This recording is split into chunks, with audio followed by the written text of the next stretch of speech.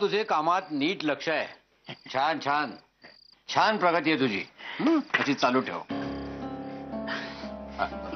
असू दे असू दे. मुक्ताईला न्यावयास आलो होतो. बरे बरे. आपण माझ्या भगिनीची व्यवस्था केलीत. आता मनावरचे ओझे बऱ्यापैकी कमी झाले. मी खऱ्या अर्थानं निश्चिंत झालो. अहो त्यात काय मोठेच आहे. भाऊसाहेब रानड्यांचा वाडा हा. इथे अतिथी अभ्यागत आणि संकटग्रस्तांना नेहमीच मदत केली जाते. आम्ही तोच वारसा पुढे चालू ठेवला. इतकेच श्रेय त्यांचे. असे कसे? बरे असो. तुम्ही नोकरीसाठी काही खटपट करीत होतात त्याचे काय झाले?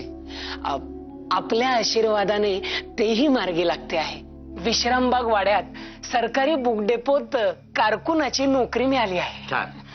तेव्हा आता खांद्यावरील ओझे बरेचसे कमी झाले. छान छान. अशीच प्रगती होत राहू. असू दे असू दे. आपला आशीर्वाद. हो हो. मी मुक्ताला बाहेर पाठवतो. होय होय. थांबा तुम्ही इथे.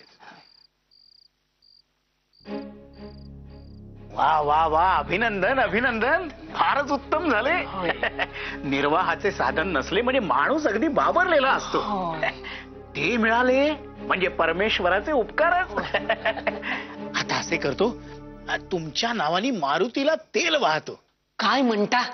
अहो अगदी भल्या मनाची माणसे आहात तुम्ही. अहो कसले. हा वाडा रानड्यांचा. तुम्ही देखील रानडे म्हणजे आपलेच नाही का? हो. मात्र त्या परमेश्वराचे आभार आधी, मग माणसांचे कसे. होय. असे करतो, उद्याच मारुतीला तुमच्या नावाने तेल वाहतो. त्यासाठी एक पैसा देऊन ठेवा मला. नाही म्हणजे तेल जरी मी वाहिले तरी पुण्य मात्र तुम्हालाच मिळायला हवे. कसे? होय होय होय होय. खरे तर मी उलटेच म्हणत होतो. काय काय? तुम्ही मारुतीस जे तेल वाहणार आहात ते तुमच्याच पैशाने वाहा. पगार झाल्यावर तो पैसा मी तुम्हास परत देईनच की. आणि खरे तर आत्ता जर तुम्ही मला 1 आणा दिलात तर पगार झाल्यावर मी तुम्हास 2 आणे परत देईन. अरे वा. काय आहे, नवी नोकरी आहे. पगार होण्यास अजून महिना आहे. आणि तशी आता पैशाची थोडी चणचणच आहे. तेव्हा वा वा. 1 आण्याच्या बदल्यात 2 आणे. होय. वा. नाही मग एका पैशाचे देखील 2 पैसे व्हायला हवेत कसे. होय होय होय होतील. वा. मग हा घ्या आणा. हो. मात्र या कानाचे त्या कानास कळता कामा नये. छे छे छे छे छे. कळावयाचे नाही.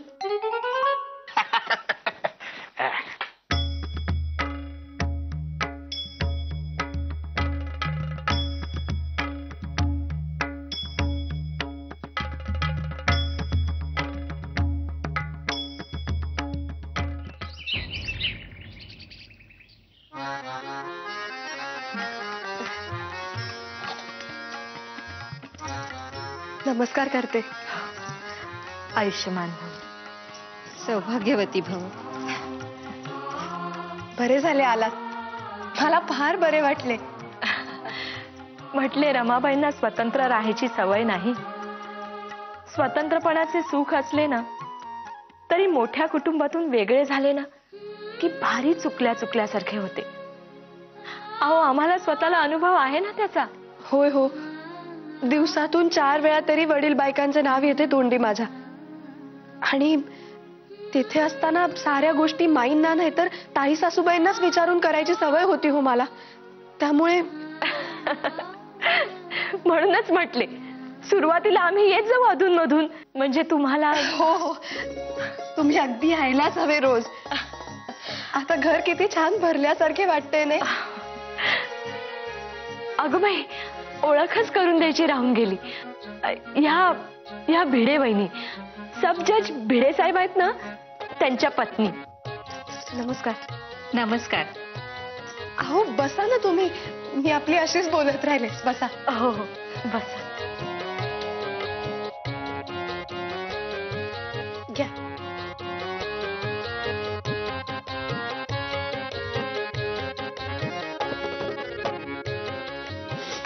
अरे पांडू तिकडे काय खेळत बसला. भांडी घे आणि विहिरीवर जा. जी जी जी. सोमन मावशी, अहो हे चमचे आणि हे जरा वेगळे करा. अगो बाई, अगो ही भांडी का पडली तशी अस्तव्यस्त? चिंच मिठाची वाट बघतायत. बघितलीत ना किती कळकट्ट झाली आहे ती. नाही तर काय. पण ताई, रमा होती ना तेव्हा 4-8 दिवसांनी कशी लख्ख करायची भांडी, अगदी डबे डुबे सुद्धा. हो हो, स्वयंपाकाच्या बाबतीत उजेडच होता. पण हाताखालची कामे अगदी चोख करायची. सोमण मावशी आणि पांडू, आता हे सगळे तुम्हालाच करायचे आहे. आता तोंडाकडे काय बघतोय? हात चालव सटासटा. जी जी. आणि इथली कामे झाली की विहिरीवर मी कपडे भिजवलेत, ते धुवून लख्ख करा, कळले? तांदळाची गोण फोडायची आहे तूस. हो हो. 4 जणी बसू आणि पटापटा निवडून घेऊ. चला हो वहिनी, सगळी मेली कामे आपल्यालाच करावी लागतात. काय? कोणी मदतीला नसते. चल बाई, चला चला चला. अरे देवा. ऐकलं का सोमन मावशी? आवरा चाटा चाटा, केवढी कामं पडल्यात. आवरा आवरा चला. मी आवडते. अहो तुम्ही कशाला, तुम्हाला त्रास होईल हो. नाही, त्रास नाही होणार. तुम्ही विहिरीवरून पाणी भरा, मी भांडी धुते. जी जी जी. आवरा आवरा.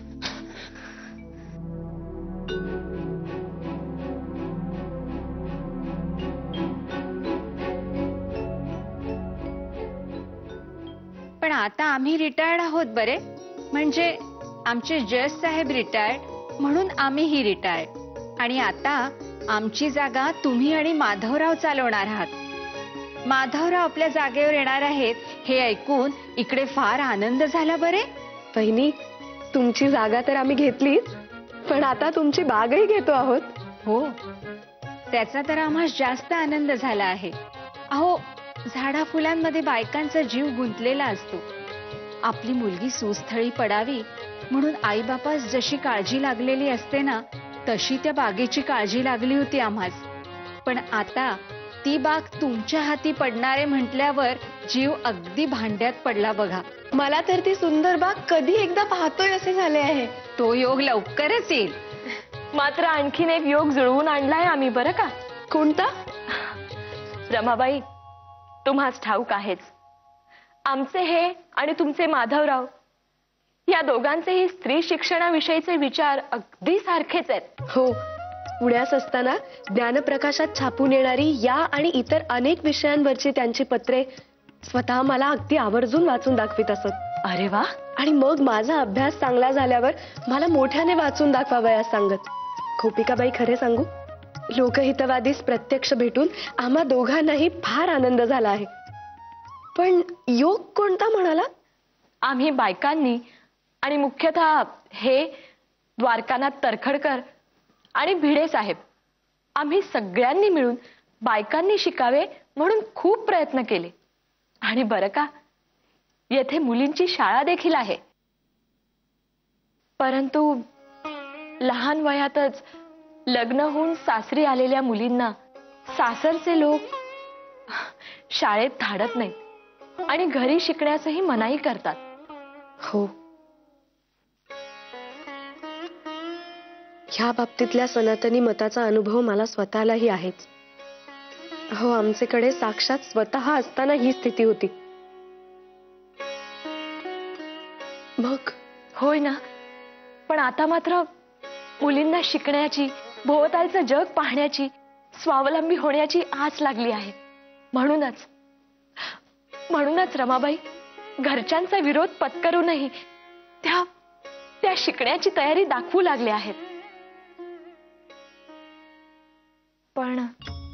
पण त्यांच्या या उपक्रमामुळे काही बायकांच्या सासरच्यांनी त्यांना माघारी धाडून द्यायचे धोरण पत्करले आहे. अगो बाई. आणि खेदाची गोष्ट म्हणजे अशा बायकांना त्यांच्या माहेरच्यांनी देखील आश्रय देण्याचे नाकारले. हो. अगो बाई, अहो हे काय सांगताय?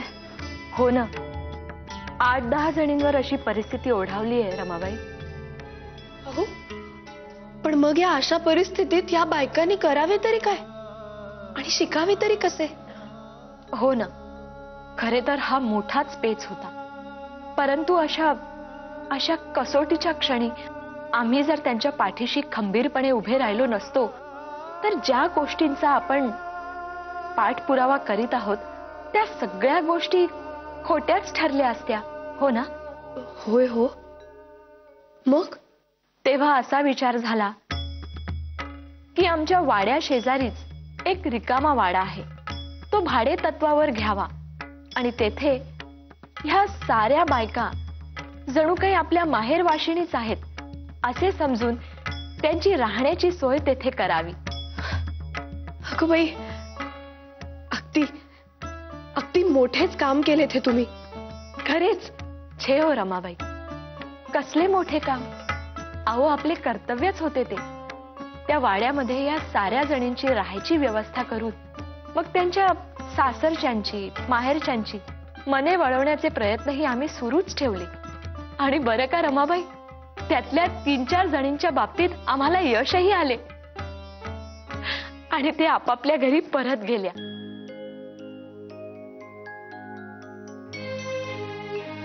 आता प्रश्न फक्त 4-5 जणींचाच आहे. त्यांना आज आम्ही आमच्या सोबत येथे घेऊन आलो आहोत. म्हटलं तुमची भेट घालून द्यावी. अगो बाई, अहो मग आहेत कुठे त्या साऱ्या जणी? संकोचून बाहेर उभ्या आहेत. अगो बाई, अहो मग त्यांना आत नाही का घेऊन यायचे? चला आपण घेऊन येऊया त्यांना आतमध्ये. शिक्षणासाठी एवढे मोठे धाडस केले आहे त्यांनी, मला त्यांची भेट घ्यावयासच हवी. या. हो.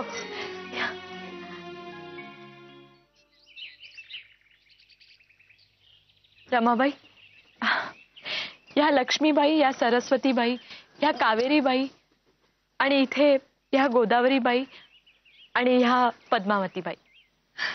नमस्कार करते.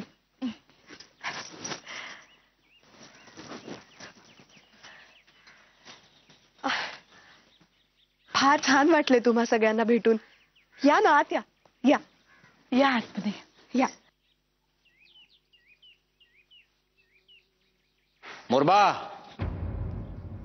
मोरबा कुठे निघालास? हा, बागांकडे. बागांकडे? चांगले आहे. गोडसे सांगत होते तू आता नीट कामात लक्ष देतोयस म्हणून. उत्तम आहे, प्रगती आहे म्हणायची. मोरबा आज आजी असत्या तर त्यांना आनंद झाला असता नाही? काय उपयोग प्रगतीचा? आई नाही, बायको नाही, पुढील लग्नाचे तुम्ही काही मनावर घेत नाही. प्रगती करायची कोणासाठी? मोरबा, काल तू श्रीराम रानड्यांशी काय बोलत होतास? नाही, तसे काही विशेष नाही. मग एवढा वेळ काय बोलत होतास? ते त्यांस नोकरी लागली ना नवी. त्यांस? तेव्हा म्हणत होते की मारुतीस तेल घालवायचे आहे. देऊळ कुठे आहे ते सांगत होतो त्यांना. मोरबा, ते रानडेच असले तरी परगावातून आले आहेत. आपल्यासाठी ते अपरिचित आहेत, तेव्हा त्यांच्याशी अधिक सलगी नको. हो हो, खरे आहे तुमचे म्हणणे. अजिबात नको. आलोच.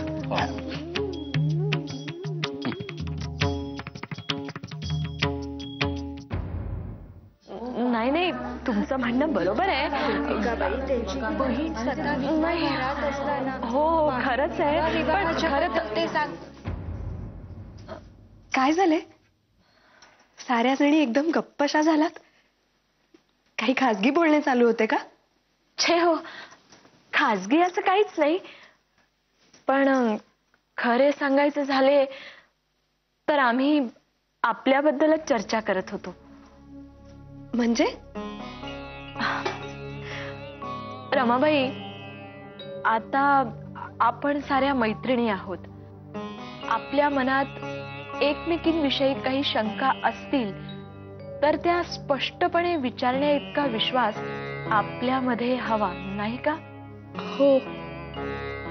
मी माझे काही चुकले का? छे छे, नाही हो रमाबाई, तुमचे काहीच चुकले नाही. पण हेही तितकेच खरे आहे की माधवरावांविषयी लोकांच्या मनात काही शंका, काही गैरसमज आहेत. गोपिकाबाई, हे पहा, आपणास जे काही विचारायचे आहे ते अतिशय स्पष्टपणे आणि कोणताही संकोच मनी न बाळगता विचारावे, अशी माझी विनंती आहे आपणास. हो हो, म्हणजे अगदी हाच विचार घेऊन आम्ही आज इथे आलो आहोत. रमाबाई, माधवरावांच्या आचार आणि विचारात खूप तफावत असते असे लोकांचे मत आहे. म्हणजे असे रमाबाई, की स्वदेशीचा विचार त्यांनी मोठ्या तडफेने लोकांसमोर मांडला, पण ते स्वतः नोकरी मात्र इंग्रज सरकारचीच करतात. त्यांनी एकेश्वरवाद मांडणाऱ्या प्रार्थना समाजाचे सदस्यत्व स्वीकारले, पण रमाबाई, घरातल्या मूर्तीपूजेचा ते निषेध करीत नाहीत, त्यास अटकाव करीत नाहीत. आता हेच पहा ना, स्त्री शिक्षणाचा प्रसार ते करतात, पण स्वतःच्या बायकोला मुलींच्या शाळेत शिकण्यास पाठवत नाही. विधवांचा कैवार घेऊन विधवा पुनर्विवाह लावण्याचे काम ते मोठ्या हिरिरीने करतात, परंतु घरात तरुण बहीण विधवा आहे, तिच्या पुनर्विवाहाची खटपट करीत नाहीत. अशा वेळीस रमाबाई प्रश्न पडतो, सार्वजनिक ठिकाणी माधवराव जे विचार मांडतात ते त्यांच्या खाजगी जीवनात ते का आणत नाहीत?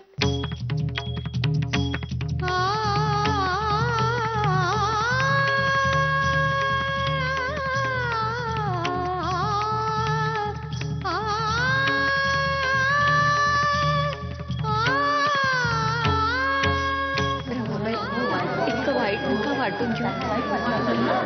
अहो, त्यांनी विचारलं. रमाबाई, मी हा विषय येथे काढायला नको होता, तुम्हाला त्रास झाला, पण रमाबाई, मनात शंका ठेवून मैत्रीचा देखावा करणे योग्य नाही. अहो, मैत्रीत मने स्वच्छ हवीत आणि मनातल्या शंका विचारण्याचा हक्कही हवा. गोपिकाबाई, माझ्या डोळ्यात पाणी येणे स्वाभाविकच होते, कारण जे प्रश्न तुम्ही आत्ता विचारले त्याच प्रश्नांचा भडीमार स्वतःवर सतत होत असतो, नेहमीच. पण त्यांची उत्तरे मात्र फार थोड्या लोकांना ठाऊक आहेत. त्यामुळे ती मला जशी समजली तशी देण्याचा प्रयत्न करते.